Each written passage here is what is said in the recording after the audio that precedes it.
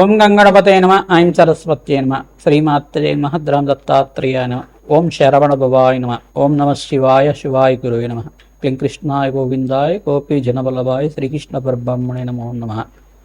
ద్రాం దత్తాత్రేయాయ నమ. శ్రీరామ జయ రామ జయ జయ రామ రామాయ నమో నమ. క్రీం క్రీం మహాకాళికాయ నమ. యూట్యూబ్ ప్రేక్షకులకందరికీ కూడా నమస్కారం అండి. నేను పాలపర్తి గురునాశన్మ జ్యోతిష్యం వాస్తు సిద్ధాంతని మీకంతా కూడా గోచారిత్య గ్రహాల యొక్క స్థితిగతి కలయిక వాటి ప్రభావం అంతా కూడా మేషాది ద్వాదశ రాశుల వాళ్ళకి ఎటువంటి ప్రభావం చూపిస్తున్నాయి అంతా కూడా విశ్లేషణ చేయడం జరుగుతుంది. ఈ రోజున మనం చెప్పబోయే విషయం ఏంటిదంటే ప్రధానంగా గృహయోగాలు మేషాది ద్వాదశ రాశుల వాళ్ళకి ఎటువంటి పరిష్కారం చేయడం వల్ల శీఘ్రంగా గృహయోగాలు సిద్ధిస్తాయి. తీరని కలగా ఉన్న గృహయోగం అంతా కూడా స్వగృహయోగం అంతా కూడా ఏ యొక్క దశలో అంతా కూడా రావడానికి ఆస్కారం ఉంటుంది. ఏ గ్రహం అంతా కూడా కారకత్వాలుగా గృహయోగం చెప్పడం జరుగుతుంది.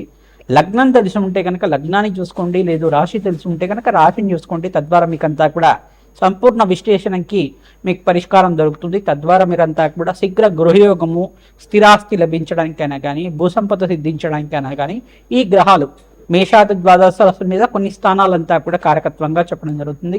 ప్రధానంగా అంగారకుడు గృహయోగానికి కారణంగా చెప్పడం జరుగుతుంది. ప్రధానంగా భూసంపద సిద్ధించాలన్నా స్థిరాస్తి లభించాలన్నా భూసంపదమైన వ్యాపారాలు చేయాలన్నా ప్రధానంగా గృహయోగం సిద్ధించాలన్నా జాతకరీత్యా మనకి చతుర్థ స్థానం కేంద్రంగా చెప్పడం జరుగుతుంది. మరియు దశమ స్థానము నవమ స్థానం కేంద్రంగా చెప్పడం జరుగుతుంది. ప్రధానంగా దశమ స్థానం అంతా కూడా రాజయోగ కారణంగా చెప్పడం జరుగుతుంది. నవమ స్థానం అంతా కూడా పితృస్థానము పూర్వ పుణ్యస్థానం అని చెప్తుంది. ప్రధానంగా పూర్వీకుల నుంచి వచ్చిన స్థిరాస్తి కానీ పూర్వీకుల నుంచి తరతరాలకు వచ్చిన గృహయోగం కానీ అది ఇవన్నీ కూడా మీకు సంక్రమించడం కానీ జరుగుతూ ఉంటుంది. తద్వారా మీకు ఈ యొక్క గృహయోగానికి అంతా కూడా స్థిరాస్తి లభించడం కానీ స్వగృహం కొనుక్కోవడం కానీ అమ్మడం కానీ చేయడం కానీ ఈ యొక్క గ్రహకారకత్వాల మీకంతా కూడా ఈ యొక్క స్థిరాస్తి లభిస్తుంది మరియు గృహయోగం లభిస్తుంది అంతా కూడా సంపూర్ణంగా విశ్లేషణ చేసి మీకు పరిష్కారం చెప్పడం జరుగుతుంది. ప్రధానంగా చూసుకుంటే అంగారకుడంతా కూడా భూమిపుత్రుడిగా చెప్పడం జరుగుతుంది. మరియు భూమిపుత్రుడంతా కూడా ఈ భూమికి అధిష్టాన దేవతగా ఈ యొక్క పృథ్వీనంతా కూడా పరిపాలించే విధంగా ఉంటారు. ప్రధానంగా చూసుకుంటే ఈ యొక్క అధిపత్యం రావాలన్నా కానీ ప్రధానంగా రాజ్యయోగం రావాలన్నా విపరీత రాజయోగాలు రావాలన్నా గృహయోగం సిద్ధించాలి, స్థిరాస్తి లభించాలి, ప్రధానంగా భూసంపద ఎక్కువగా ఉండాలి. తద్వారా మీకంతా కూడా రాజ్యాధిపత్యం లభిస్తుందని చెప్పేసి విపరీత రాజయోగాలు సిద్ధిస్తాయి. అనంతమైన ఐశ్వర్య ప్రాప్తి కలుగుతుంది, ధనాదాయం పెరుగుతుంది, సంఘంలో గౌరవం పెరుగుతుంది. స్థిరాస్తిని బట్టే మీకంతా కూడా సంఘంలో గౌరవం పెరుగుతుంది అన్నమాట.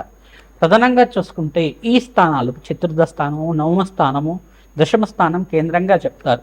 ప్రధానంగా జ్యోతిష పరిభాషలు ఈ స్థానాలంతా కూడా కేంద్రంగా గృహయోగానికి స్థిరాస్తికి కారణమవుతుంటాయి. ప్రధానంగా మాతృమూలకమైన స్థిరాస్తి కానీ పితృమూలకమైన స్థిరాస్తి రావాలన్నా కానీ ఈ గ్రహాలంతా కూడా యొక్కరంగా ఉండాలి. బృహస్పతి అంగారకుడు శుక్రుడు యొక్కరంగా ఉండాలి. ప్రధానంగా శని భగవానుడు కూడా యొక్కరంగా ఉండాలి.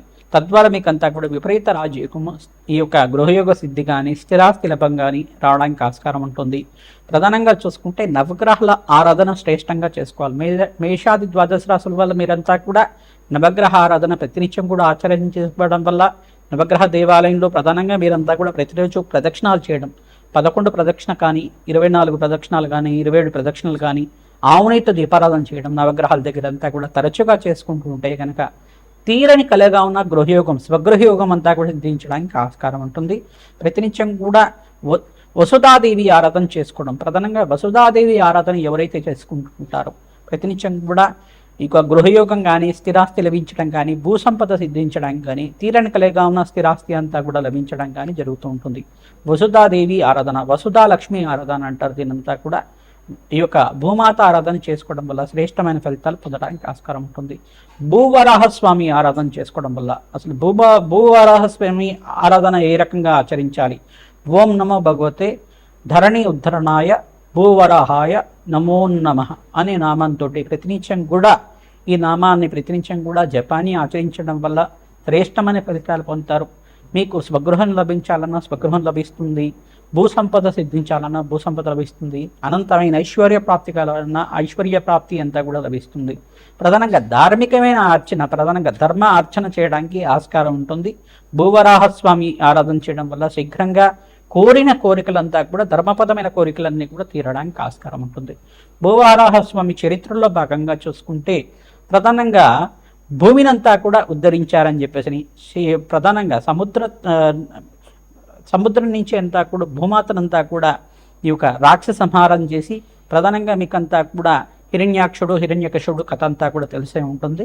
ప్రధానంగా ఈ యొక్క హిరణ్యాక్షుడు యొక్క ప్రధానంగా చూసుకుంటే ప్రహ్లాద వాళ్ళ పెద్దనాన్న అంతా కూడా చూసుకుంటే ఈ యొక్క రాక్షసుడంతా కూడా భూమిని అంతా కూడా సాగరంలో అంతా కూడా ఈ యొక్క ఒడ్డున అంతా కూడా దాచిపెట్టి ఉండడం వల్ల భూమి అంతా కూడా విలపిస్తూ ఉంటుందట. ఆ భూమాత దుఃఖాన్నంతా కూడా తీర్చడానికి సాక్షాత్ మహావిష్ణువు అంతా కూడా ఈ యొక్క బ్రహ్మ యొక్క నాసికం నుంచి అంతా కూడా అవతారంగా వచ్చారని చెప్పేసి మనకి ఇతిహాసంగా చెప్పడం జరుగుతుంది. నరసింహస్వామి అవతారం కన్నా ముందుగా వచ్చిన అవతారం అంతా కూడా చెప్పడం జరుగుతుంది. ఈ యొక్క యజ్ఞవరాహంగా చెప్పడం జరుగుతుంది, మరియు భూవరాహంగా చెప్పడం జరుగుతుంది. ప్రధానంగా ఈ యొక్క యుగంలో అంతా కూడా చూసుకుంటే ఈ యొక్క భూవరాహస్వామి ఆరాధన చేయడం వల్ల ఎవరైతే భూవరాహస్వామి ఆరాధన ఈ యొక్క కల్పాన్నంతా కూడా ఈ యొక్క ఇతిహాసాన్నంతా కూడా మననం చేసుకుంటూ ఉంటారు. భూవరాహస్వామి భూమాని అంతా కూడా ఉద్ధరించారు, రాక్షస సంహారం చేశారు. తద్వారా భూమిని అంతా కూడా ఉద్ధరించి ప్రాణకోటినంతా కూడా రక్షించారు. మహావిష్ణువు ఆరాధనలో భాగంగా ఈ యొక్క చరిత్రనంతా కూడా ప్రతినిత్యం కూడా మననం చేసుకోవడం. ఓం నమో భగవతే ధరణి ఉద్ధరణాయ భూవరాహాయ నమో నమః నామాన్ని ప్రతినిత్యం కూడా జపాన్ని ఆచరించుకోవడం వల్ల శీఘ్రంగా గృహయోగం సిద్ధించడానికి కానీ, కార్యసిద్ధి కలగడానికి కానీ, తీరని కోరికగా ఉన్న స్థిరాస్తి లభించడం కానీ, భూసంపద సిద్ధించడం కానీ జరుగుతూ ఉంటుంది. ప్రతినిత్యం కూడా ఈ యొక్క భూవరాహస్వామి ఆరాధన చేసుకోవడం వల్ల ప్రధానంగా ఈ ఆరాధన అంతా కూడా ఎవరైతే చేస్తూ ఉంటారో భూమి లేని వాళ్ళకి భూసంపద సిద్ధిస్తుంది, ధనం లేని వారికి ధనయాదాయం పెరగడానికి ఆస్కారం ఉంటుంది. మహాలక్ష్మీదేవి ఆరాధన చేసుకున్నా కానీ తీరని కలిగిగా ఉన్న స్థిరాస్తి లభించడం కానీ జరుగుతూ ఉంటుంది. ప్రధానంగా మహాలక్ష్మీదేవి ఆరాధన ఈ యొక్క పుష్పాలతో ఆరాధన చేసుకుంటూ ఉండాలి. ప్రధానంగా తామర పూలతో కానీ, మల్లెపూలతో కానీ, ప్రధానంగా చూసుకుంటే ఈ యొక్క మందార పుష్పాలతో అయినా కానీ ఆచరించుకోవడం వల్ల శీఘ్రంగా స్థిరాస్తి లభించడానికి ఆస్కారం ఉంటుంది. ప్రధానంగా ఆవునితో దీపారాధన చేసి బెల్లం పరవాణాన్ని నివేదన చేయడం వల్ల శీఘ్రంగా మీకంతా కూడా స్థిరాస్తి లభించడానికి కానీ, గృహయోగం సిద్ధించడానికి కానీ ఆస్కారం ఉంటుంది.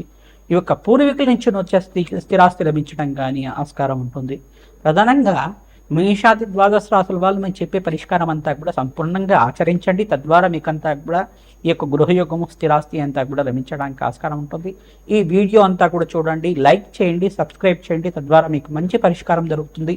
మీలాంటి వాళ్ళకి అందరికి కూడా మీ మిత్రులు కానీ, స్నేహితులు కానీ, బంధువులకు కానీ అందరికి కూడా చేరవేస్తే కనుక వాళ్ళకు కూడా మంచి ఫలితాలు పొందడానికి ఆస్కారం ఉంటుంది.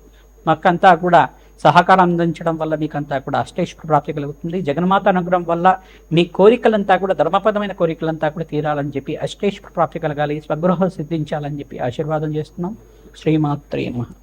వృషభ రాశి జాతకులకి గృహయోగం సిద్ధించాలన్నా, స్థిరాస్తి లభించాలి అన్నా ప్రధానంగా లగ్నం తెలిసి ఉంటే లగ్నాన్ని చూసుకోండి, లేదు రాశి తెలిసి ఉంటే రాశిని చూసుకోండి.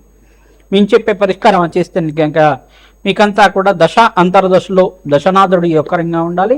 ప్రధానంగా లగ్నానికి చతుర్థ స్థానము, నవమ స్థానము, దశమ స్థానము యొక్కరంగా ఉండాలి. ఈ స్థానాధిపతులంతా కూడా ఈ యొక్క మీకు గృహయోగానికి కారణమవుతారు. ప్రధానంగా చూసుకుంటే అంగారకుడు, శుక్రుడు, బృహస్పతి మరియు దశమాధిపతి ఎవరైతే లగ్నానికి ఉన్నారో ఆ దశమాధిపతి దశానాథుడంతా కూడా యొక్కరంగా ఉండాలి. గోచారీత్య యొక్కరంగా ఉండాలి, జాతకరీత్య కూడా యొక్కరంగా ఉండాలి. ప్రధానంగా మీకు ప్రధానంగా చూసుకుంటే ఈ యొక్క ప్రహ్లాద చరిత్రలో భాగంగా ఈ యొక్క హిరణ్యాక్షుణ్ణి అసురునంతా కూడా సంహారం చేసిన భూవరాహస్వామి వరాహస్వామి అంతా కూడా ఈ యొక్క ఇతిహాసాన్ని అంతా కూడా మీరు తెలుసుకోవాల్సి ఉంటుంది. ప్రధానంగా అంతా కూడా పారాయణంలాగా చేసుకోవాల్సి ఉంటుంది. ప్రధానంగా ప్రతినిత్యం కూడా ఎవరైతే భూవరాహస్వామి చరిత్రనంతా కూడా పారాయణం చేసుకుంటారో ఇక్కడంతా కూడా అవతారం అంతా కూడా ఇతిహాసం ఉంటుంది. ప్రధానంగా భూమిని ఉద్ధరించడానికి భూవరాహస్వామి అవతారం ఎత్తిన ప్రధానంగా బర్మ యొక్క నాసికం నుంచి అవతారం అంతా కూడా రావడం అనేది జరుగుతుంది. ప్రధానంగా భూమిని ఉద్ధరించడం వల్ల లోకానికంతా కూడా శ్రేయస్సు కలిగింది, లోక కళ్యాణం కలిగింది అని చెప్పేసి ఇతిహాసంగా చెప్పడం జరుగుతుంది. ఆ రాక్షస సంహారం అంతా కూడా చేశారు. హిరణ్యాక్షుని రాక్షసుని అంతా కూడా వరాహస్వామి సంహారం చేయడం అనేది ఇతిహాసంగా చెప్పడం జరుగుతుంది.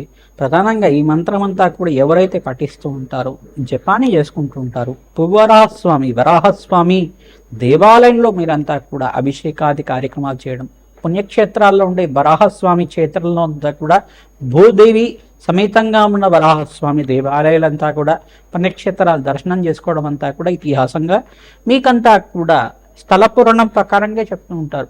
ఈ యొక్క సొంత ఇల్లు లేని వారు మీరంతా కూడా ఈ యొక్క భూవరాహస్వామి ఆరాధన చేసుకోవడం కానీ భూవరాహస్వామి పుణ్యక్షేత్ర దర్శనం చేసుకున్న మాత్రం చేతనే శీఘ్రంగా మీకంతా కూడా 6 నెలల్లోపు గృహయుగం సిద్ధించడం అనేది చేస్తూ ఉంటారు. ప్రధానంగా తీరని కలిగా ఉన్న సొంతీలు కళ అంతా కూడా నెరవేరడానికి ఆస్కారం ఉంటుంది. ప్రధానంగా చూసుకుంటే ఈ యొక్క పారాయణం చేసుకోవడం వల్ల కూడా ఇతిహాసాన్ని చరిత్రనంతా కూడా విష్ణు పురాణ ఇతిహాసం అంటారు. దాన్ని విష్ణు పురాణం ప్రకారంగా ఉన్న ఇతిహాసాన్ని అంతా కూడా పారాయణం చేసుకోవడం వల్ల ఈ యొక్క భూవరాహస్వామి చరిత్రనంతా కూడా పారాయణం చేసుకోవడం వల్ల ఆ ప్రవచనాలన్నీ కూడా యూట్యూబ్ ఛానల్లో ఉంటాయి. మీకు అంతా కూడా చూసుకుని ఆ భూవరాహస్వామి చరిత్రనంతా కూడా పారాయణం చేసుకుంటూ ఉంటాడు. వినండి.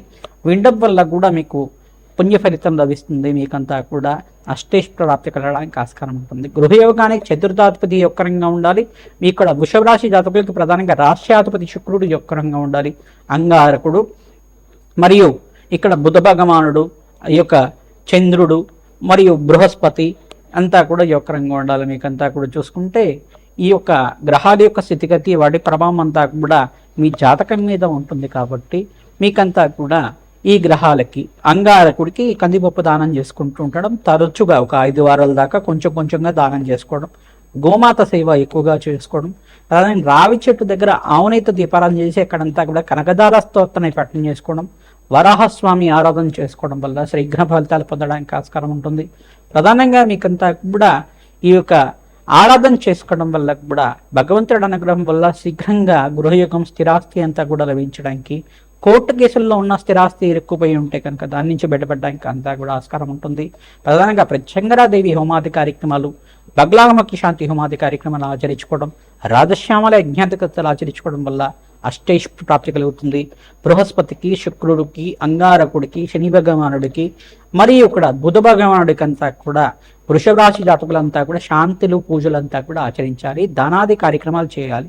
బృహస్పతికి అంతా కూడా శనగలు దానం చేసుకోవడం, శుక్రుడికి అంతా కూడా బొబ్బర్లు దానం చేసుకోవడం, బుధవానుడికి అంతా కూడా ఈ యొక్క పెసర్లు దానం చేసుకోవడం, చంద్రుడికంతా కూడా బియ్యాన్ని దానం చేసుకోవడం, శని భగవానుడికంతా కూడా ప్రీతికరంగా తైలాభిషేకం చేయించి మీరంతా కూడా నల్ల నవల్ని దానం చేసుకోవడం, బ్రాహ్మణత్వంకంతా కూడా శీఘ్ర ఫలితాలు వస్తాయి.